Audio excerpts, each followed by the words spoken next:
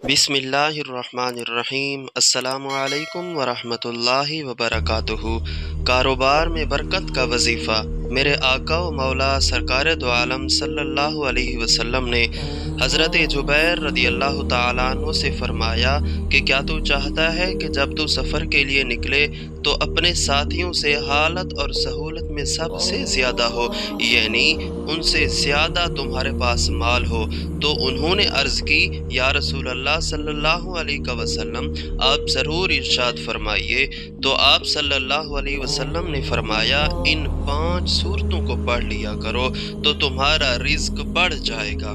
Number 1 सूरतुल काफिरून, number 2 सूरतुल नस्र, number 3 सूरतुल इखलास, number 4 सूरतुल फलक, number 5 सूरतुल नास। ये 5 सूरतें हैं, बहुत ही आसान सूरतें हैं और आखिरी पारे की आखिरी सूरतें हैं। इन सूरतों के पढ़ने से हमारे रिज़्क में बरकत होगी, प्यारे आका अलैहिस्सलातु वस्सलाम के फरमान के मुताबिक। ये जो वजीफ़ा है, इस वजीफ़े को करने का तरीका क्या है? सबसे पहले बावुज़ू होना है। बावुज़ू होकर किबला रुख होकर हर फ़र्ज़ नमाज के बाद इन सूरतों को कसरत के साथ पढ़ना है।